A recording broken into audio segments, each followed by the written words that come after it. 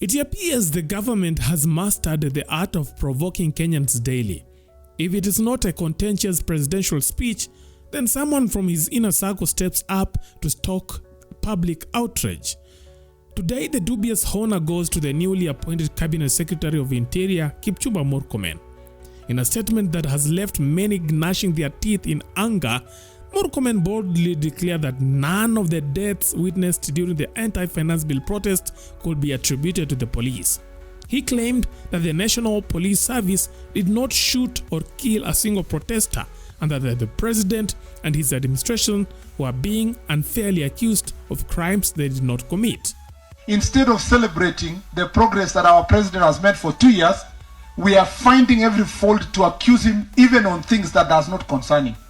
Let the people who have been arrested or who are lost, let their families report, and I promise you, as your cabinet secretary, we will make sure that we support the police to do thorough investigations and to establish the whereabouts of those individuals. Not in any way stop doing our work, because it's our duty to make sure that we keep the country and the citizens safe. And I want to assure you that it is in the interest of our nation that we keep a focus on the Constitution. You know, many people are accusing President Ruto unfairly. Since President Ruto took reins of office, of power, there is no single citizen who has been killed by police, or there has never been a policy of killing people the way we used to see bodies in River Yala and some others in River Tana and others in national parks. Since he took office for 2 years, no person has been killed in the pretext of finding justice by anybody working with the police. And that policy will continue. But this assertion raises haunting questions.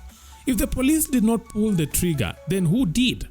Who fired the bullets that left Rex Masai's lifeless body riddled with gunshot wounds? Who ended David Chege's life just outside Parliament with a fatal shot to the head?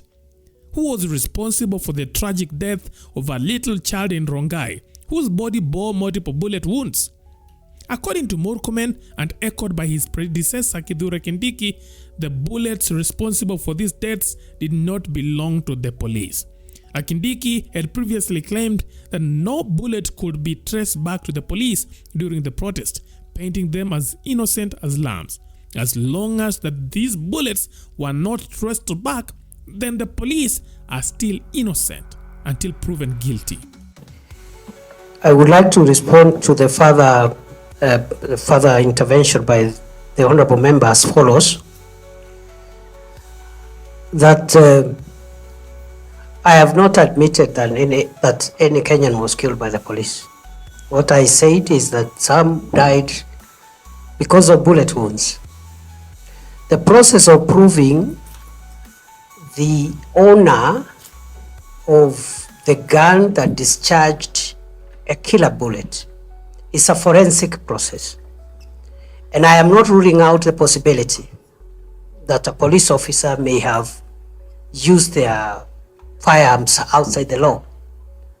But just 2 comments there, Chair, which I honestly believe are in the best interest of the country for me to say at a time like this one, when we are grappling with serious balances. On one hand, we have a country to keep safe from crime, and on the other hand, we have also a country that has a constitution that gives wide-ranging liberties, including civil liberties. I want to say these 2 things. That firstly, Chair, police are allowed to use lethal force. Let's start from there. Police are allowed to use lethal force to kill, depending on the circumstances.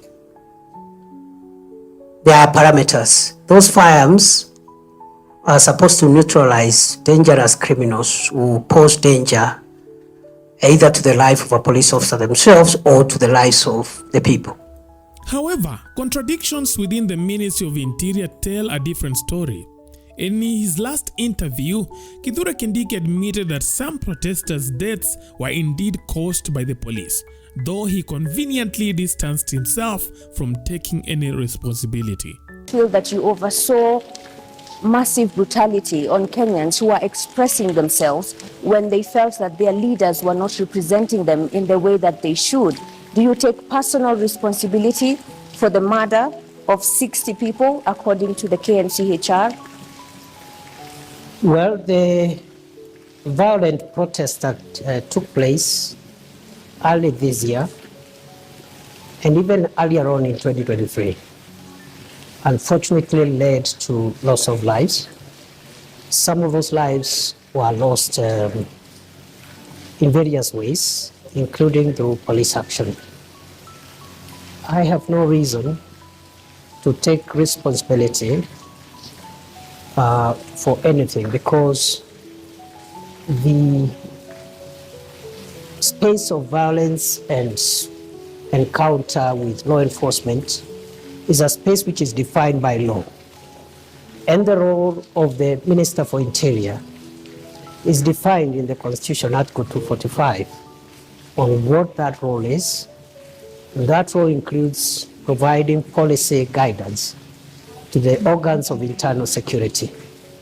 The role of police operations are protected through the mandate of independent command of the Inspector General, and therefore police operations, especially in engaging protesters or people who are seen as breaching the peace, is the province for the independent command of the National Inspector General of the National Police Service. As far as I'm concerned, the 2 years I have been the country's Interior Minister, every single day of them, when I woke up to do my work, to make sure that the security organs of our country that protect our country from threat. I woke up to do my work, to make sure that the security organs of our country that protect our country from threats, security threats, perform their work, and should they require any policy guidance, that guidance is provided. And that's all what I can say for now. So you're saying tonight that you have no say whatsoever when the police misbehave? The Interior Minister has no role in police operations, according to Article 245. So you have no say whatsoever when they go wrong? As a professor of law, I have a say, and I said it, lawfully within the Constitution, including lethal force, as legal protection. But So any of them who exceeds the parameters of the Constitution is on their own, and the organs of accountability is not the Interior Minister. It is the agencies such as IPOA and the DPP and the rest. So who shot at David Chege at the precincts of Parliament and Erickson Chalo Mutisia? These two young men were not armed. Would you say that use of live ammunition was reasonable? I think the matter of the violence that occurred in Parliament and the unfortunate loss of life is a matter that which is actively being investigated by IPOA and other agencies.